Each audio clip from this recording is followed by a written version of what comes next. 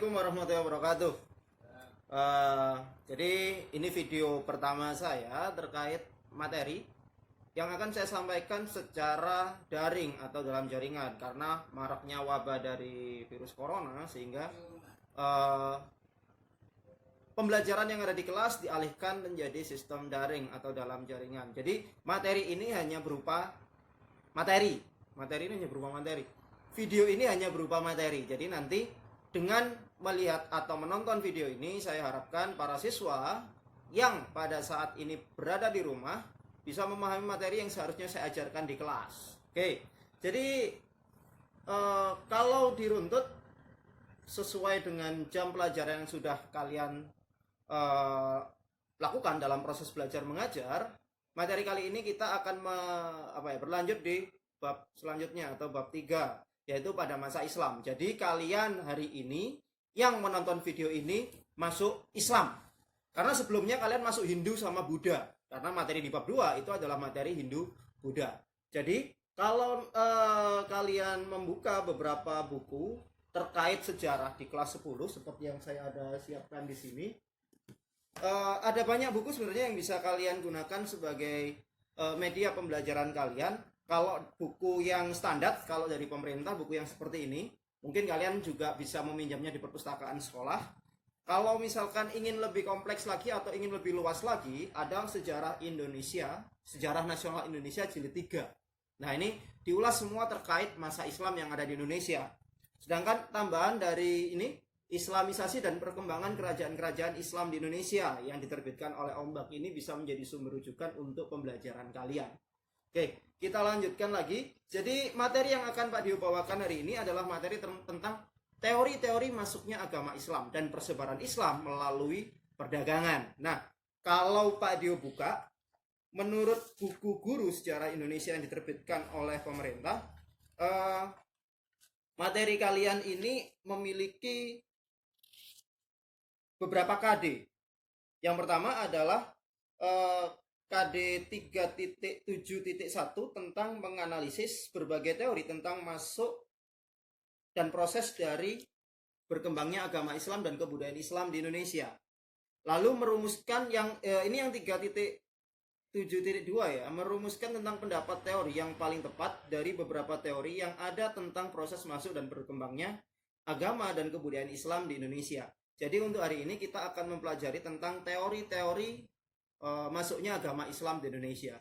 Sedikit unik, sedikit berbeda dengan yang kita pelajari sebelumnya terkait masuk dan berkembangnya agama Hindu. Kalau agama Hindu kemarin kita memiliki 4-5 teori, sedangkan di agama Islam, masuknya Islam di Indonesia kita memiliki 3 teori. Apa aja? Nanti kita bahas. Jadi untuk awal, sebenarnya kalau di kelas seperti biasa Pak Dio selalu ingin memberikan kalian berupa gambar peta. Kalian Pak Dio minta untuk mengamati peta tersebut, dan biasanya dari peta yang Pak Dio berikan itu akan ada beberapa pertanyaan yang biasanya Pak Dio tanyakan kepada kalian. Jadi supaya lebih gampang, karena Pak Dio tidak ada di kelas, ini ada di kantor, coba perhatikan peta yang ada di sampingnya Pak Dio ini. Jadi peta di atas ini adalah peta terkait jalur perdagangan yang muncul sekitar peralihan dari agama Hindu Buddha ke agama Islam pada periode klasik ke Islam yang ada di Indonesia. Jadi coba diperhatikan peta yang ada di sini. Kalau kalian lihat, gini aja deh. Coba diamati dulu aja peta yang ada di sini. Kekecilan, oke, Pak Dio perbesarkan. Nah, coba diamati. Jadi dari peta yang ada di layar kalian ini adalah peta perdagangan yang sangat terkenal di masa lalu yang disebut dengan jalur sutra atau peta perdagangan sutra. Kenapa disebut peta perdagangan sutra? Karena peta tersebut komoditi perdagangan yang paling utama itu adalah kain sutra yang berasal dari Cina. Nah, kalau kita lihat di sini ada 2 jalur perdagangan yang berwarna biru dan berwarna kuning. Nah, coba diperhatikan dulu, silakan diamati dulu. Ada perbedaan enggak kira-kira antara jalur yang berwarna biru dan jalur yang berwarna kuning? Sudah? Oke. Kesimpulannya, jalur sutra itu terbagi menjadi dua, jalur darat dan jalur laut. Kalau kita ingat lagu-lagu masa lalu terkait lagu-lagu ketika kita masih kecil, kita selalu menyanyikan kakek moyangku seorang pelaut. Memang benar, perdagangan di masa lalu yang paling ramai adalah perdagangan yang berasal atau melalui jalur laut. Karena mereka menggunakan kapal-kapal. Kenapa seperti itu? Karena kapal-kapal dagang yang berlayar di lautan dunia pada saat itu merupakan kapal-kapal besar. Sehingga muatan dari kapal tersebut itu bisa berisikan barang-barang dagangan yang sangat banyak. Berbeda dengan jalur darat. Kalau jalur darat karena dulu belum ada Gojek, Grab, ataupun taksi Bluebird, jadi mereka hanya menggunakan tenaga hewan sebagai membawa barang-barang dagangan mereka. Berbeda di masa sekarang. Kalau masa sekarang kita enak. Telepon Grab, telepon Gojek, pakai aplikasi datang. Bisa mobil, bisa pickup, bisa motor. Tapi kalau dulu tidak. Sehingga keterbatasan barang dagangan menjadikan jalur darat sedikit kurang diminati, sehingga mereka lebih banyak menggunakan jalur laut. Oke, kesimpulannya sekarang, kalau saya tanya, kalau Pak Dio tanya, kira-kira persebaran Islam ada enggak hubungannya dengan jalur dari perdagangan sutra ini tadi? Ada enggak kira-kira? Bagus. Mulai dari dulu, Indonesia merupakan daerah yang memiliki lokasi strategis karena berada di antara dua benua, Asia dan Australia, dan di antara dua laut, Laut India dan Pasifik. Sehingga dari jalur perdagangan itu menjadikan Indonesia sebagai lokasi transit. Tidak hanya bangsa India dengan kebudayaan Hindu-Budanya saja yang datang ke Indonesia untuk transit, tapi orang-orang Islam yang berasal dari Arab, negara asal dari Islam itu sendiri, itu juga transit di Indonesia, menjadikan wilayah pesisir-pesisir di Indonesia pada saat itu banyak yang sudah memeluk agama Islam. Terlebih setelah jatuhnya kerajaan terbesar Hindu dan terakhir dari Indonesia adalah kerajaan Majapahit saat itu. Sehingga banyak dari kerajaan-kerajaan kecil di bawah kerajaan Majapahit yang akhirnya melepaskan diri dan berganti dari kerajaan beragama Hindu atau Buddha berubah menjadi kerajaan Islam. Tepat. Jadi Islam pada intinya di Indonesia disebarkan melalui perdagangan. Oke, kita ganti lagi. Jadi gambar yang tadi sudah kita analisis. Sekarang saya langsung masuk, Pak Dio akan langsung masuk terkait teori-teori masuknya Islam di Indonesia. Berbeda dengan agama Hindu, kalau agama Hindu sedikit banyak nama-namanya itu berhubungan dengan sistem kasta, karena agama Hindu juga dibawa berdasarkan kasta pembawanya. Kalau kemarin sudah kita bahas terkait agama Hindu dan persebarannya. Di Islam berbeda. Islam ini adalah agama yang disebarkan dengan menggunakan perdagangan secara umum. Tapi terdapat perbedaan dari perdagangan tersebut. Maksudnya gimana? Ada beberapa negara di masa lalu atau beberapa kawasan yang menjadi tempat atau persebaran agama Islam yang ada di Indonesia. Maksudnya gini, jadi karena tadi sudah kita bahas agama Islam datang ke Indonesia melalui jalur perdagangan, jadi para pedagang itu sangat mayoritas, sangat banyak, sangat memiliki beberapa kawasan yang menjadi acuan. Contoh misalkan terkait teori yang pertama, Islam menurut seorang ilmuwan atau seorang akademisi dari Belanda di masa lalu yang gambarnya seperti ini. Lu ngapain di situ? Bukan lu yang dipanggil. Bentar, ini anaknya Pak Dio kalau yang ini. Oke, kita kembali. Jadi agama Islam pertama kali itu menurut seorang ilmuwan dari Belanda yang bernama Snow Gurgronja, yang gambar orangnya seperti ini. Bisa tahu? Nah, dia mengatakan kalau Islam yang ada di Indonesia itu berasal dari daerah Gujarat. Nah, ini teori yang pertama. Snow Gurgronja, seorang ilmuwan Belanda ini, dia tidak mengada-ngada karena dia juga berdasarkan fakta sejarah yang ada di Indonesia. Bukti. Jadi Snow Gurgronja itu memiliki bukti kalau Islam yang ada di Indonesia itu berasal dari daerah Gujarat. Tahu Gujarat dari mana? Oke, kita perhatikan peta. Ini digeser dulu ya. Kita perhatikan peta yang ada di sini. Nah, ini adalah peta India.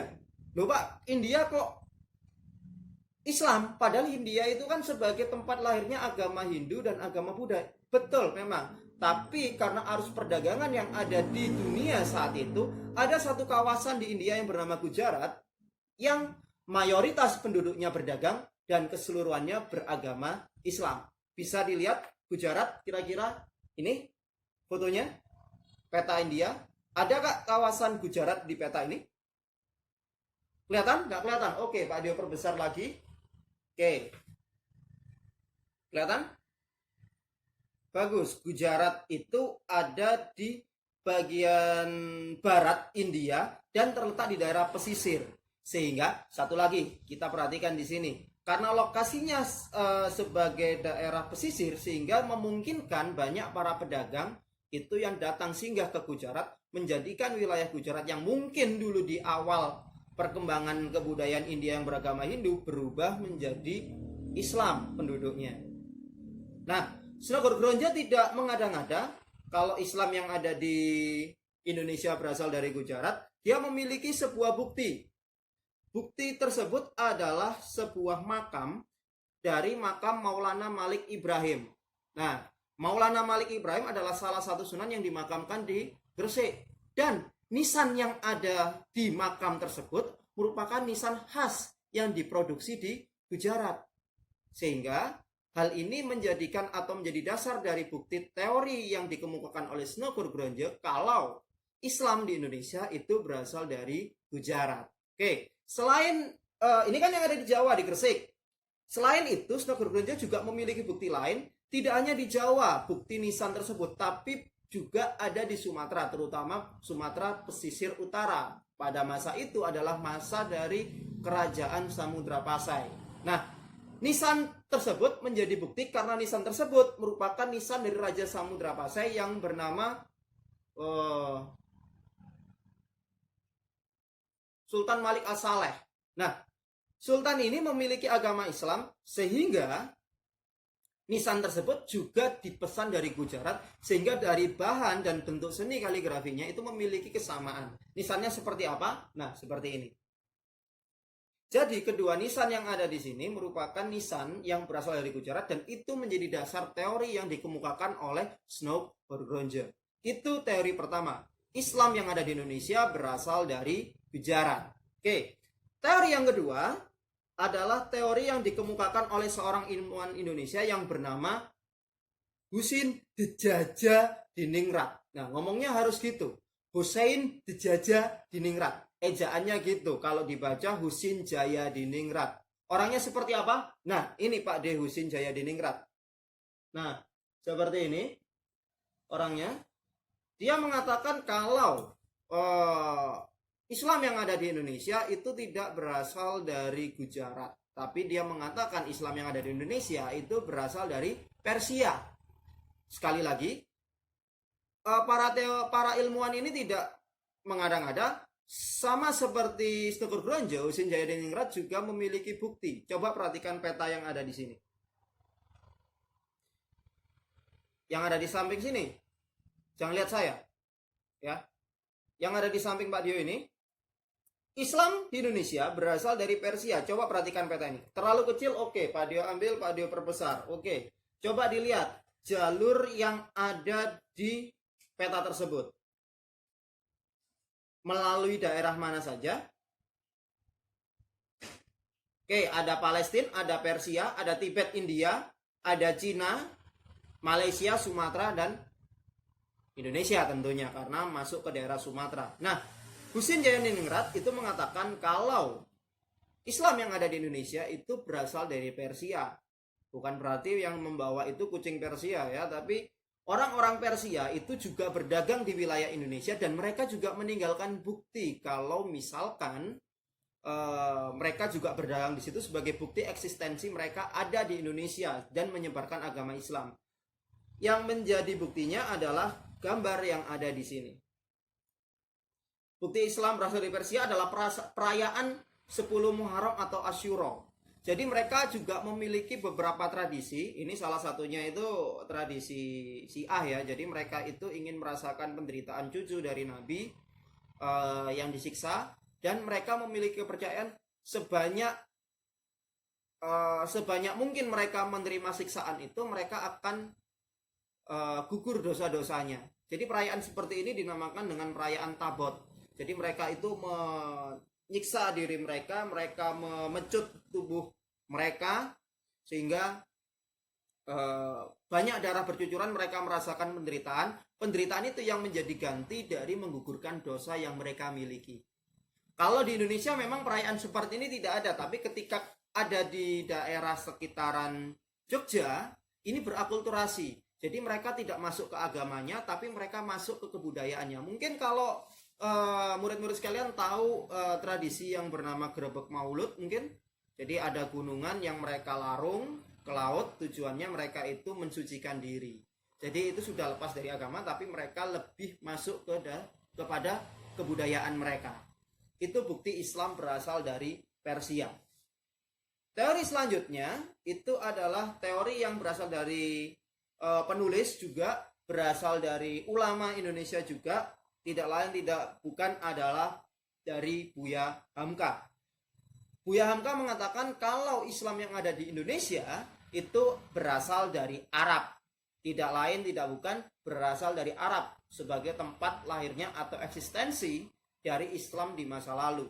Jadi Buya Hamka juga mengatakan juga memiliki bukti kalau Islam yang ada dari Arab memiliki eksistensi yang sama di Indonesia. Buktinya apa? Di daerah sekitaran Indonesia, Surabaya mungkin khususnya, ada beberapa perkampungan yang dominasi oleh orang-orang Arab. Kampung apa? Betul, kampung Arab. Tidak hanya di Surabaya, di beberapa beberapa daerah itu juga memiliki sebuah kampung yang bernama Kampung Arab.